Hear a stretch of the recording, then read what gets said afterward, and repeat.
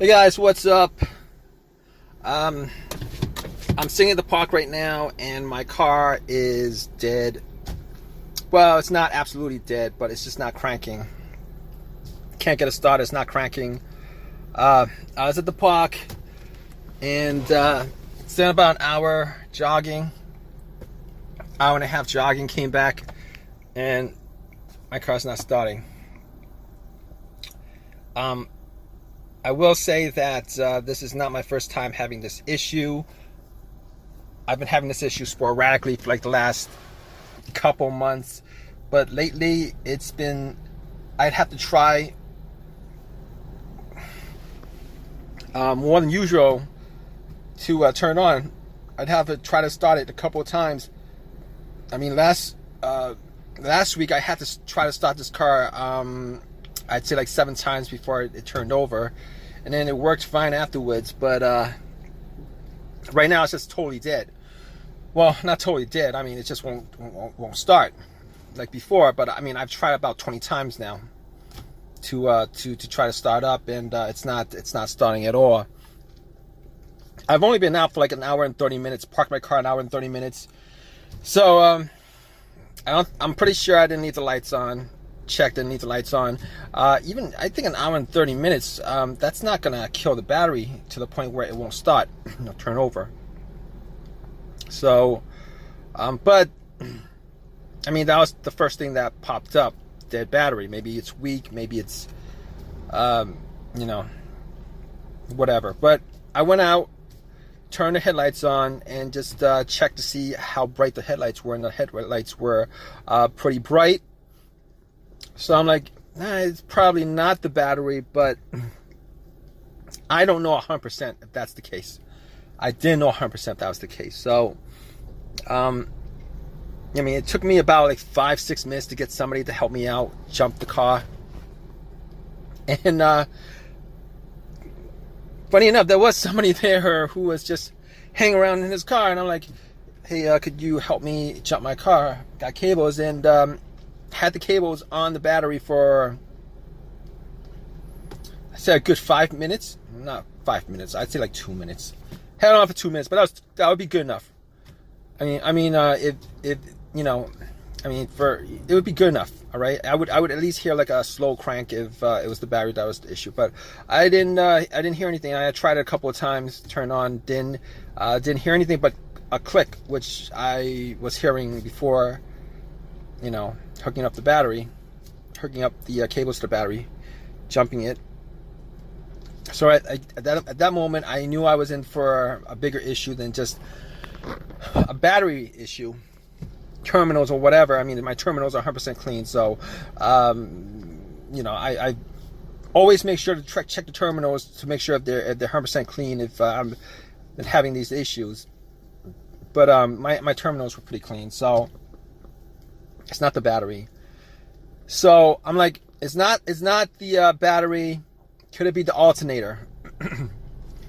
And just by thinking about it, it couldn't be the alternator, because this car wasn't running when it decided not to start, and even in previous situations, the car wasn't, it wasn't running. When I try to, it wasn't running with the issues that I had. Normally with alternator issues, you would have a bad alternator if the car died out on you while you were driving. I mean, it could be other things, but normally alternator issues, that's it happens with the engine running, and this engine was not running at all. So and also I'm 100% sure of it, because I actually if you hook up cables to the battery, and if the alternator was dead because of and you can't start it, and it's because of the alternator, hook up cables to the battery and you turn the car on, it should just crank right up. It should just crank right up, and once you take the cables off, the car would just die out, and 100% sure that it was the alternator that was the problem. Okay, so it's not the alternator. 100% sure it's not the alternator. 100% sure it's not the battery either. So what next? What do I do next? So I was thinking, What else? It could be either a relay or a blown fuse, right? A relay or a blown fuse. Now, I don't have anything to test out the relay or the fuse on this car. I mean, it would be pretty easy to test out the fuses. The relay, not as easy, but I'm gonna say it's not the relay. It's not the starter relay. It's not the fuel pump relay. It's not the starter relay, and definitely not the fuel pump relay. It's not the starter relay. I know it's not the starter relay because I hear a click. I hear a click. You hear a click every time. Try to start it. You hear a click. I mean, it gets faint.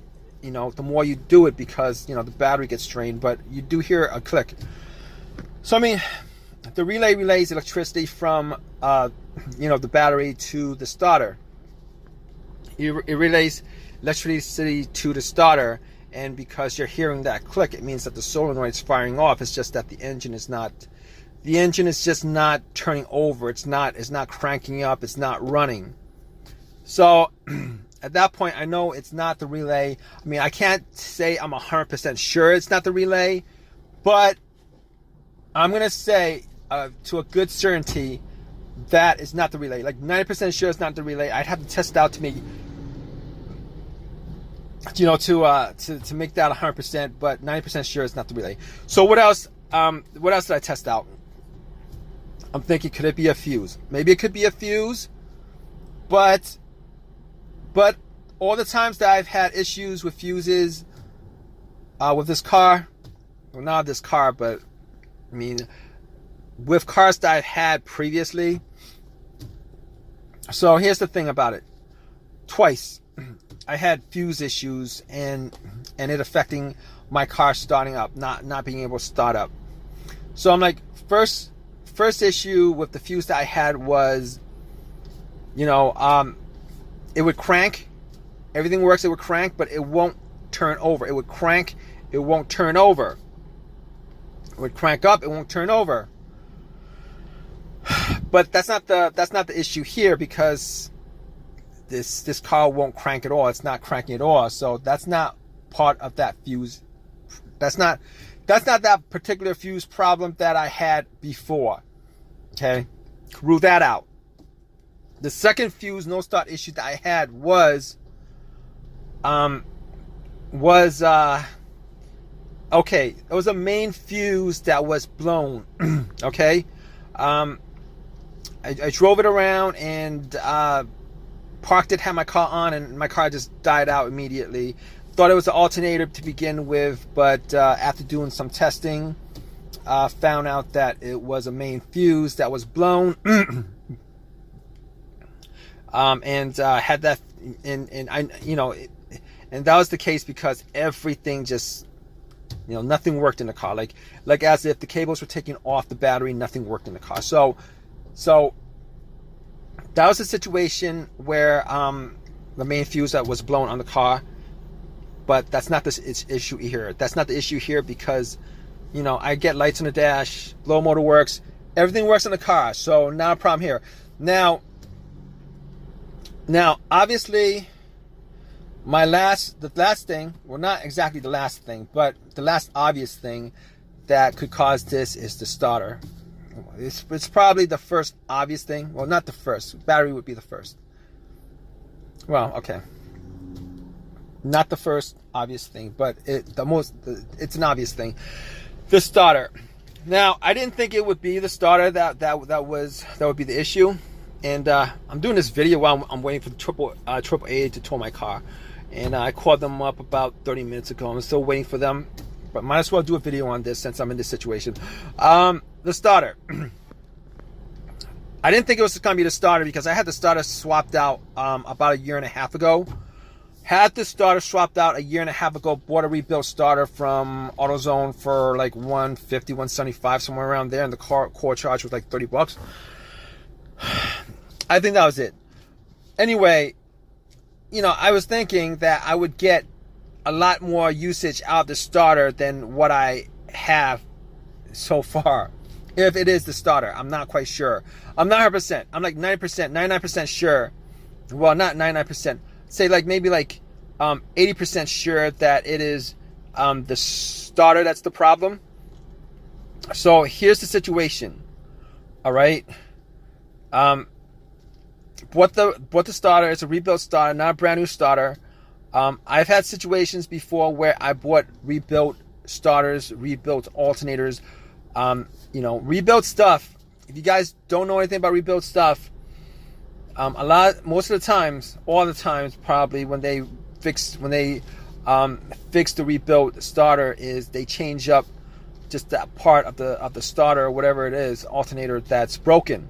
They don't actually rebuild the whole entire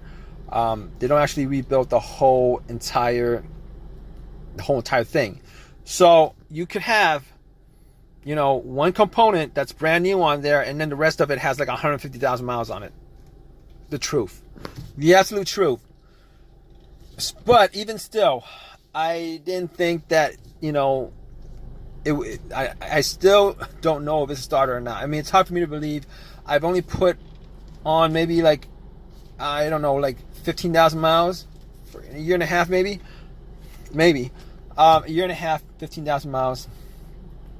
And, right now I'm sitting in my car and I'm not going anywhere. And I'm thinking it's a starter. Now, I could do a couple of tests on it. I could try to like bump the starter, just bump it. If I have a long crowbar or something like that, bump it and then try to start it, see if I could get like one more start out of it. And if it does start up, it's definitely the starter. But I don't have that at the moment, and I'm not gonna go out and do that. I've done that before, but I don't want to do it in this situation. The other thing is, I could probably put a wire to the solenoid, to one of the solenoid terminals, and see if the starter cranks up or not. But I'm waiting for AAA. I'm gonna be waiting for AAA. See how that works out. Kind of sucks. And if it turns out to be the starter, this won't be the first time that I've had a rebuilt starter and having it go out on me prematurely, within 2 years. I've had an alternator that went out on me within 6 months. Rebuilt. I'm a big fan of OEM parts. Probably should have just bought a used starter from eBay OEM and pop it in. I would probably be on the road right now instead of making this video. But I'll let you guys know. AAA is gonna be here to tow my car. I'll let you guys know what happened to my car. Hey guys, so my car is now working fine, and you guys guessed it. If you guys guessed like me that it was the starter, and it was the starter, it was still under warranty. Brought it to AutoZone,